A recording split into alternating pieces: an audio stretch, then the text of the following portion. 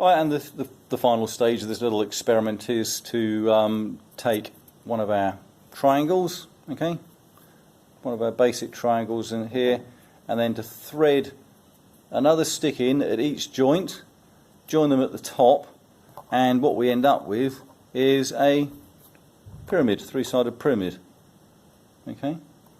Actually, it's a four-sided pyramid, 1, 2, 3, 4, okay. But it's a very simple pyramid, and that gives you a very stable three-dimensional structure. And as you look at it, it's interesting, as I push down on it, you can see the way it starts to go wrong, in effect, with the way it starts to fail. If I just move that camera slightly, there we go.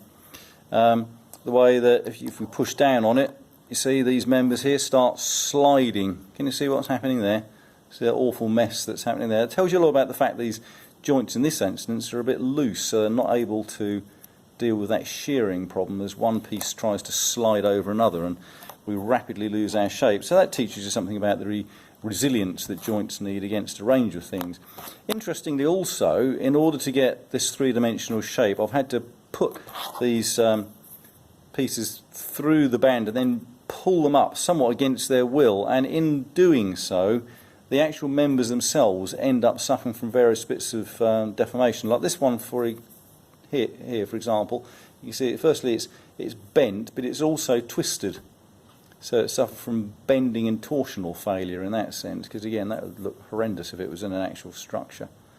But it's for you to have a look at. Have a little bit of a think. You can add all manner of extra sticks. If I get more sticks, we can, we could try building another pyramid on top of this, couldn't we?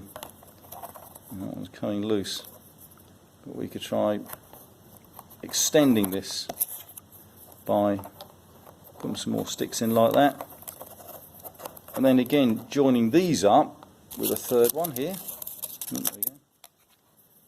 Coming from this point here, and we would end up with an extension of our 3D shape. Okay, so it's starting to get more complex, and you can build up something that could look like what's called a space frame structure. And I'll let you look up space frame because it's very interesting. A very lightweight and efficient way of getting large spans without a lot of support between the edges. So anyway, have a look at that and see what you come up with.